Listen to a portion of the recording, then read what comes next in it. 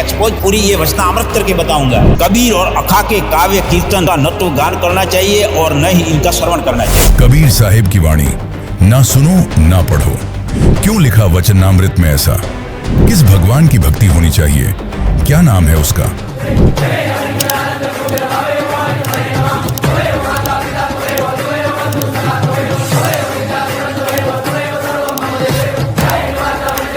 क्या ये भक्ति शास्त्रों के अनुसार है या सिर्फ मान्यताओं पर?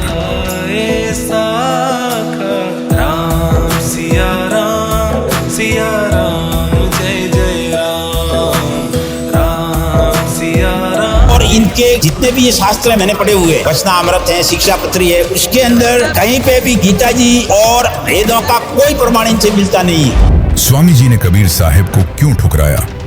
क्यों नहीं मानी उनकी बात? पढ़ पढ़ जगमुआ पंडित भयान को, ढाई आखर प्रेम का पढ़े सो पंडित होए कबीर। एक ऐसी संस्था, ये स्वामीनारायण संस्था ही है जो कबीर साहिब के पुस्तक पढ़ने को मना करता है। जो मंत्र कबीर साहिब ने दिए थे, क्या आज भी मिल सकते हैं?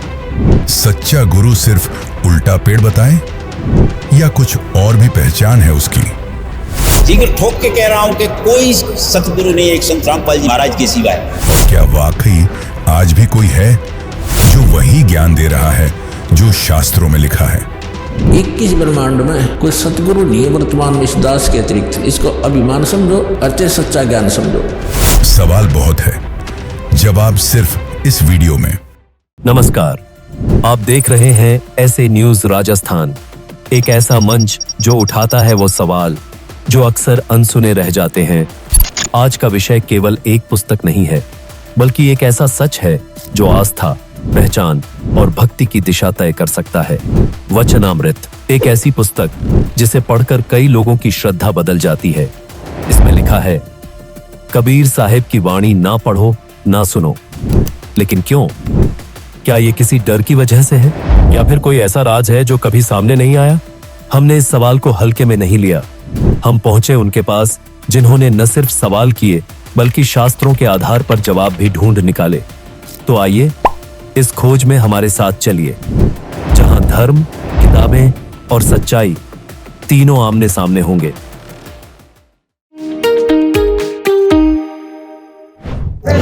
दोस्तों, आज हम एक ऐसे महान संत के बारे में बात करने वाले हैं जिनका नाम है कबीर जी। दोस्तों, हम अभी एक ऐसी जगह यहाँ पर आए हुए हैं जहाँ उनको कबीर परमेश्वर मानते हैं। लेकिन बात जब आती है तब आती है एक ऐसे पुस्तक के में पढ़ने के बाद में कि उस पुस्तक में लिखा है कि जो कबीर जी हैं, उनकी जो शब्दावलियाँ हैं, उनके जो वचन हैं, उनको ना तो पढ़ना चाहिए और ना ही उनको सुनना चाहिए। यहाँ पर हमारे साथ में भूपत जी जुड़े हैं और यहाँ पर इन्होंने बहुत सारे ग्रंथ भी रखे हुए हैं। तो इनसे हम इन ग्रंथों के रेफरेंस लेकर जानकारी लेने वाले हैं कि क्या सच में कबीर साहिब जी परमात्मा थे, क्योंकि कबीर साहिब जी को परमात्मा मानने वाले भी बहुत सारे लोग हैं।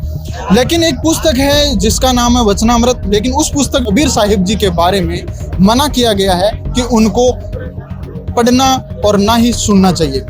यहाँ पर हमारे साथ में भूपत जी है, उनसे हम जान लेते हैं इस पुस्तक के बारे में जानकारी और कबीर परमेश्वर जी के बारे में जानकारी। नमस्कार सर। नमस्कार जी।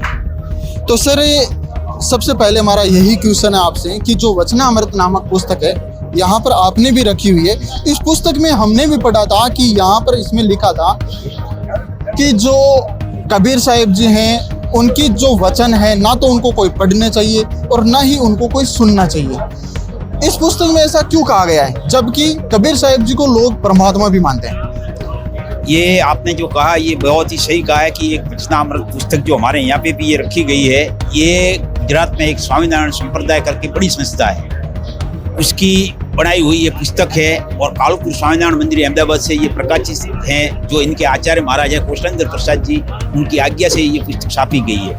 इसके अंदर लिखा हुआ है जो आपने कहा ये कि कबीर के पुस्तक नहीं पढ़ने चाहिए, लेकिन मैं आज आपको एक्सपोज पूरी ये वचनामृत करके बताऊंगा।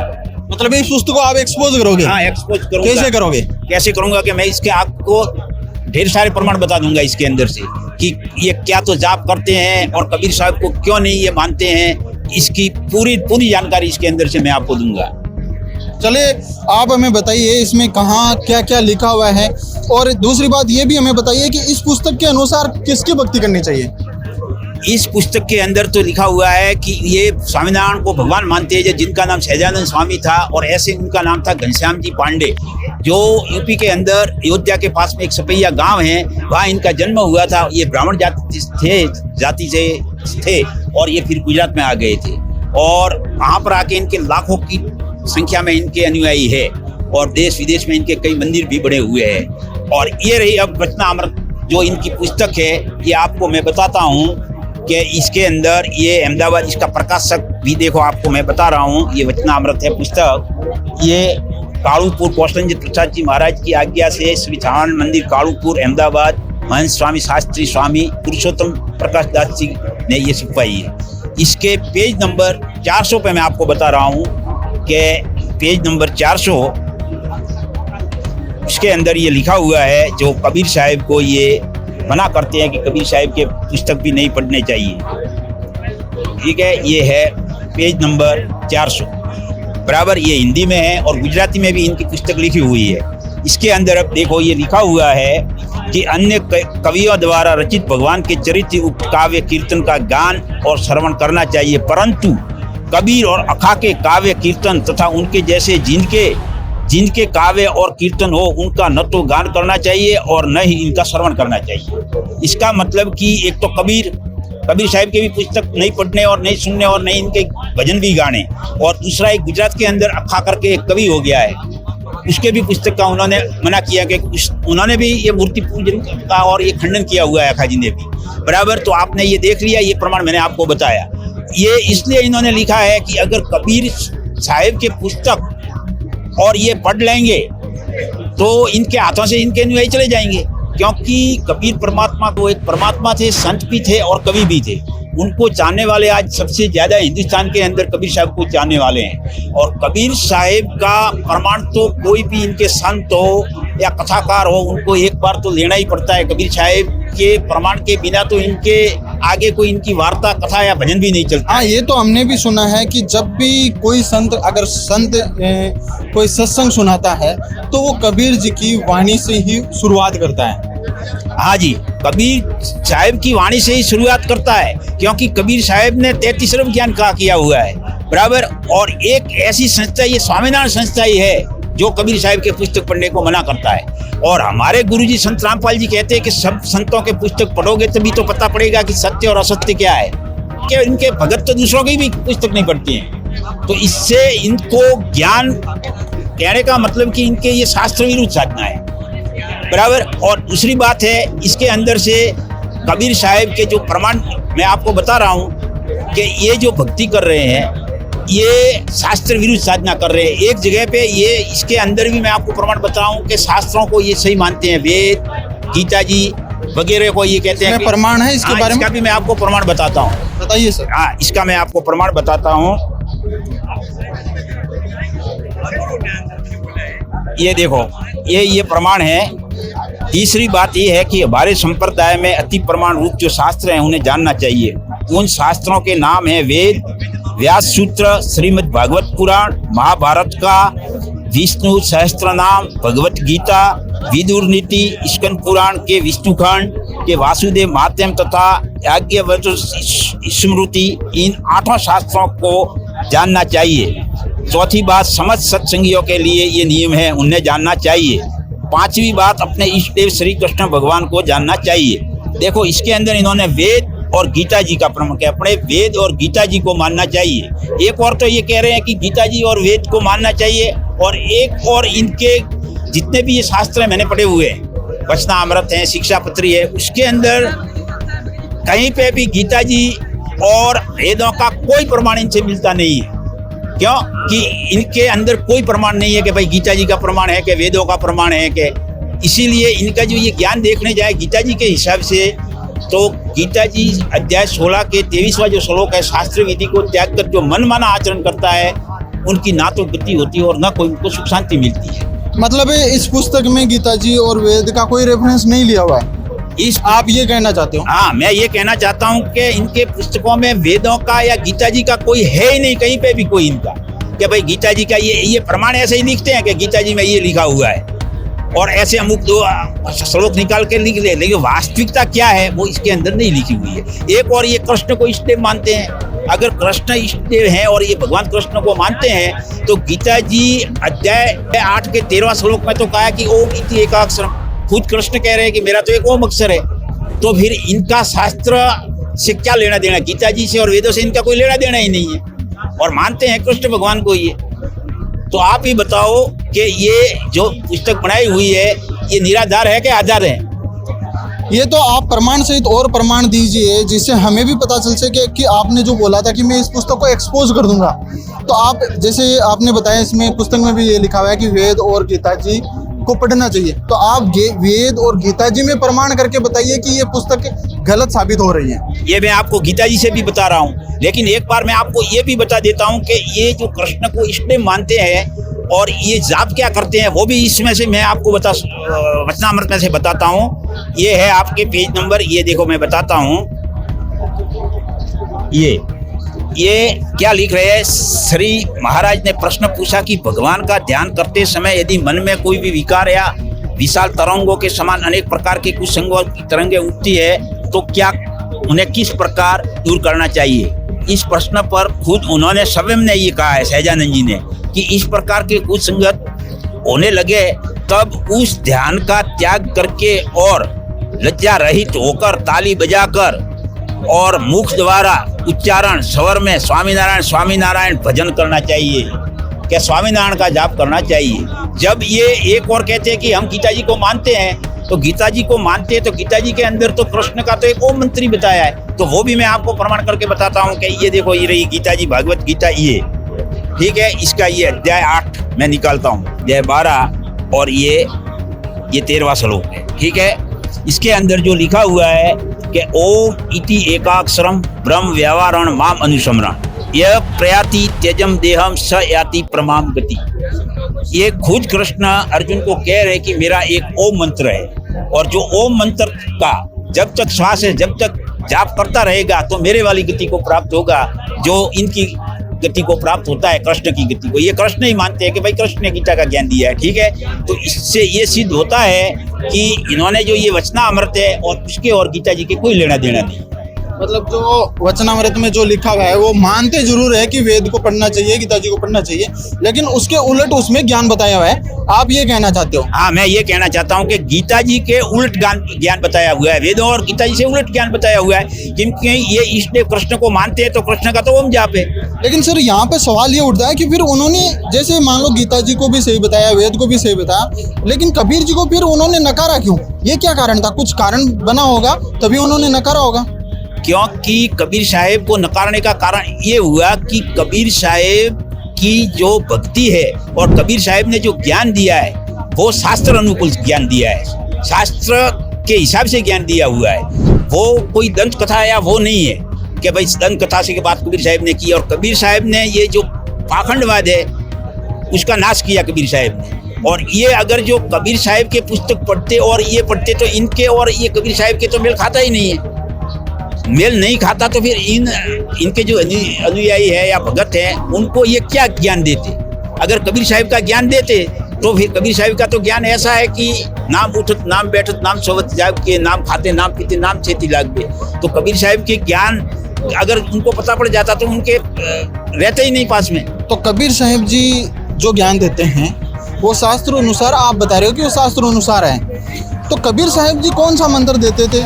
या आज के समय में जैसे कबीर साहिब जी तो 600 साल पहले आए थे, तो आज के समय में फिर वो मंत्र हमें कैसे मिलेंगे वो बताइए सर।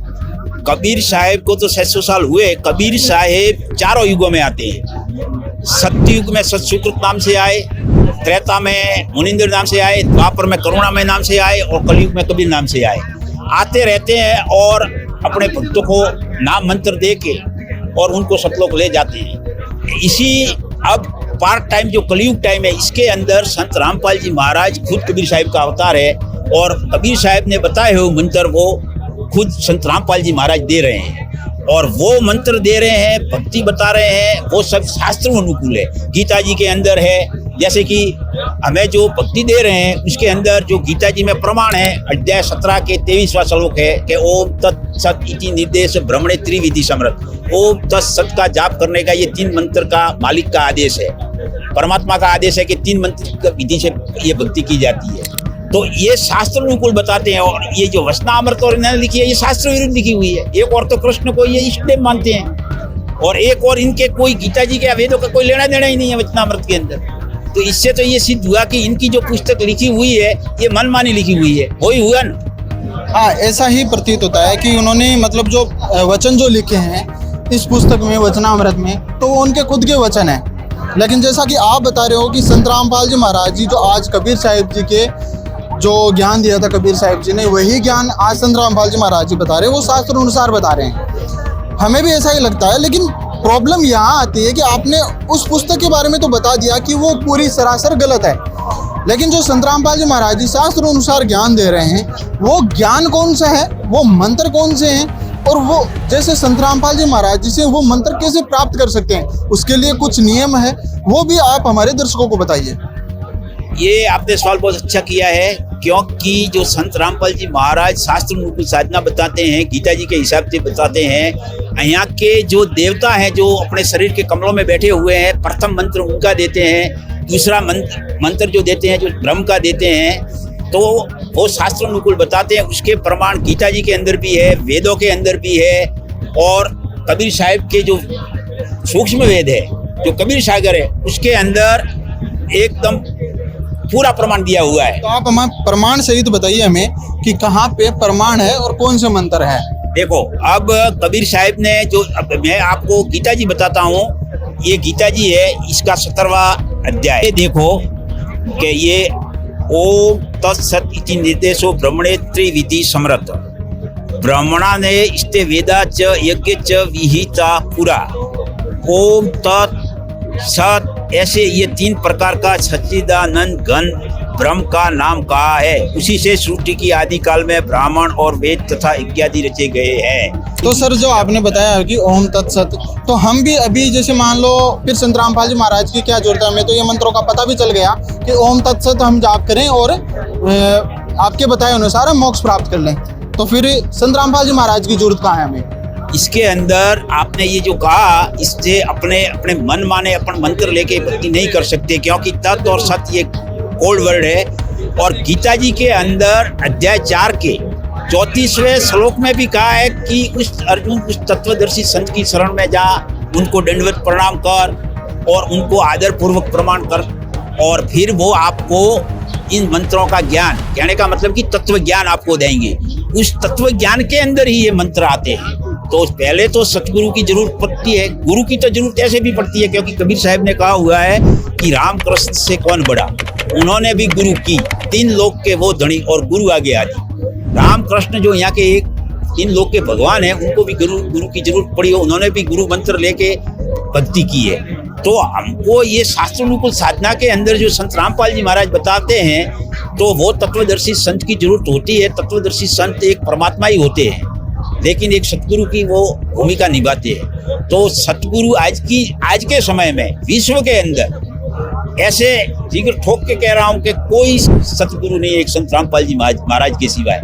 और इनका प्रमाण गीता जी के अंदर कितने ही श्लोकों में दिया हुआ है, जैसे कि अध्याय 15 के श्लोक 1 से 4 में भी कहा हुआ है कि भाई उल्टे लटके हुए संसार रूपी पीपल का जो वृक्ष है, उसकी जड़ क्या है, तना क्या है, शाखा क्या है, पत्ते क्या है, वो वेद से बता देगा, वो तत्वदर्शी संत है। तो ये भी प्रॉब्लम होती है, ये भी एक समस्या उत्पन्न होती है कि हम कैसे माने कि सच्चा सतगुरु कौन है। जैसे कि आपने बताया कि वो जो उल्टा लटका हुआ संसार है, उसको अगर वो पत्ते वृक्ष ऐसा बता देंगे तो वो सतगुरु होता है। तो क्या इसी से पता चल जाएगा कि वही सतगुरु है या कोई और पहचान है? क्योंकि मान लो उल्टा लटका हुआ संसार है तो उसका तो पुस्तक में भी बताया हुआ है, लेकिन क्या ये एक ही पहचान है या कुछ और भी पहचान है सच्चे सतगुरु की? सच्चे सतगुरु की पहचान ये है कि समस्त शास्त्र जो होते हैं उनमें छिपे हुए गूढ़ रहस्य को उजागर करता है। इसीलिए सतगुरु एक वैज्ञानिक भी है। क्योंकि वो अंदर गुड छुपे हुए गुड रहस्य को भी उजागर करते हैं। तो सतगुरु जो वेद गीता, हमारे जो ये वेद है ये परमात्मा के दिए हुए है, और जो गीता जी है इसका सारांश है, वेदों का ही निष्कर्ष निकाला हुआ है। तो वेद और गीता जी एक है। अगर शास्त्र कोई भी वेद और गीता जी से नहीं मिलता है तो वो कहने का मतलब कि शास्त्र रिजेक्ट है। और संत रामपाल जी महाराज बता रहे हैं और सूक्ष्मवेद कबीर साहिब का बता रहा है, वो शास्त्र अनुकूल भक्ति बता रहे हैं। तो कहने का भावार्थ ये है कि सब शास्त्रों का जो, जैसे कि हमने ये वचनामृत भी यहाँ लाई, संत रामपाल जी महाराज कहते हैं कि सभी संतों के पुस्तक लाओ और पढ़ो, उसमें सत्य और असत्य का आपको पता पड़ जाएगा। तो तत्वदर्शी संत आज दिन तक किसी ने आपको वेद और गीता जी और पुराणों से कोई ज्ञान टीवी पे किसी ने बताया? नहीं, ऐसा तो हमने नहीं देखा है। तो नहीं देखा तो एक संत रामपाल जी महाराज ही ऐसे हैं जो पूरे शास्त्र खोल के टीवी और चैनलों पे बता रहे हैं। जो आप एक बार साधना चैनल है, ईश्वर टीवी है, उस पे आप देखना, और इनके ये यहाँ पे रखे हुए देखो शास्त्र, सब 18 पुराणे हैं, 4 वेद ऐसे शास्त्र है, और सभी धर्म, सभी पंथ संप्रदाय के भी यहाँ पे शास्त्र आपको देखने को मिलेंगे। और यहाँ पे जितने भी इनके अनुयायी बैठे हैं वो अंदर देख देख के हाईलाइट पढ़ के रात दिन और उसकी सच्चाई को बाहर उजागर कर रहे हैं। तो आपको सच्ची अगर भक्ति करनी है तो संत रामपाल जी महाराज की शरण ग्रहण करनी पड़ेगी। तो कैसे करेंगे? अगर संत रामपाल जी महाराज की शरण अगर ग्रहण करनी है या सच्ची भक्ति करनी है तो कैसे कर सकते हैं? कोई इसके लिए भी कोई रास्ता है? इसके लिए रास्ता है, संत रामपाल जी महाराज द्वारा लिखित पुस्तक है, जैसे कि ज्ञान गंगा है, जीने की राह है, गीता तेरा अमृत ज्ञान है, जो कि शास्त्रों का ही निष्कर्ष है। वो एक जात की उन्होंने जड़ी बूटी बनाई हुई है। वो किताब पढ़ो, पढ़ने के बाद में संत रामपाल जी महाराज के हर भारत के अंदर, हर जिले के अंदर नामदान सेंटर खुले हुए हैं। वहाँ पे निःशुल्क नामदान दीक्षा दी जाती है। वहाँ जाकर ज्ञान भी समझ सकते हैं, वहाँ पे शास्त्र रखे हुए शास्त्र भी समझ सकते हैं। उनसे नामदान लेके फिर अपना कल्याण करवा सकते हैं। और वो भक्ति जो बताएंगे वो जन्म मरण मिट जाएगा, वापस जन्म मृत्यु में नहीं आते हैं। क्योंकि गीता जी अध्याय 18 के 62वां श्लोक में कहा हुआ है कि अर्जुन, हे अर्जुन, उस परमेश्वर की शरण में जा जहाँ जाने के बाद में साधक फिर लौट के संसार में कभी नहीं आता है। वही सच्चा अमर लोक है। वो कौन सा परमेश्वर है और कौन सा परम धाम है? वो परम धाम है द्युलोक के तीसरे पृष्ठ पर, जिसको अगम लोक, अमर लोक, सतलोक कहते हैं। और वहाँ पे पूर्ण परमात्मा कबीर परमेश्वर 3 रूपों के अंदर बैठे हुए हैं, और वो ही सच्चा धाम है और वो ही सच्ची भक्ति है। संत रामपाल जी से नाम दीक्षा लेके और कल्याण करवा सकते हैं, बाकी कोई रास्ता नहीं है। तो जो आपने बताया कि कबीर जी 3 रूपों में वहाँ पे बैठे हैं, कबीर जी वही जो 600 साल पहले आए थे? हाँ, वो ही कबीर साहब जो काशी नगर के, यूपी के अंदर काशी नगर में, बनारस में आए थे और एक फूल पे प्रकट हुए थे। और एक दूल्हा दंपति लेके उनको गया था। उनकी परवरिश गाय के दूध से होती है। जो परमात्मा आता है वो माँ की पेट से नहीं जन्मता है। कबीर साहब ने खुद ने कहा हुआ एक साकी में, बेटा किसी का हुआ नहीं, कबीर सबका बाप है, बेटा किसी का हुआ नहीं, बेटा होके अवतरे वो साहिब गायेगा हो। ये कबीर साहब ने खुद किया हुआ है कि जो पूर्ण परमात्मा है वो माँ की गर्भ से जन्म नहीं लेता है, वो अपने आप ही प्रकट होता है। और द्युलोक में तीसरे पृष्ठ से वो यहाँ अपने भक्तों को सच्ची भक्ति बता के और अमर लोक ले जाता है। धन्यवाद सर। धन्यवाद जी। तो दोस्तों, इन्होंने बताया जो वचनामृत नामक जो पुस्तक है उसमें बताया हुआ है कि कबीर साहिब जी की जो भी पुस्तक है या उनके जो वचन है या उनका ज्ञान है वो ना पढ़ना चाहिए और ना सुनना चाहिए। लेकिन इन्होंने उस पुस्तक को एक्सपोज करके और ग्रंथों के अनुसार जो वेद है, गीता जी है, उनके अनुसार उस पुस्तक को एक्सपोज किया है और बात बताई है कि क्यों कबीर साहिब जी परमात्मा है और कबीर साहिब जी की ही भक्ति करनी चाहिए, और कौन सा वो सतगुरु है जो सच्चा सतगुरु है जिसकी शरण में जाने के बाद में हम उस परम धाम है गीता जी में जो बताया हुआ है उस परम धाम पहुंच सकते हैं और उस परमात्मा को प्राप्त हो सकते हैं। तो क्या सच सिर्फ वही है जो किताबों में लिखा है, या फिर वो भी जिसे किताबों से छिपाया गया है? आज आपने सुनी वह बातें जो सिर्फ आस्था का नहीं, प्रमाणों के साथ सत्य को चुनने का मार्ग है। अब फैसला आपका है। क्या आप भी वही करेंगे जो सब कर रहे हैं, या फिर वो करेंगे जो वास्तव में जानने लायक है? ऐसे ही और खुलासों के लिए जुड़े रहिए SA न्यूज़ राजस्थान के साथ, क्योंकि हम लाते हैं सवाल भी और उनके असली जवाब भी।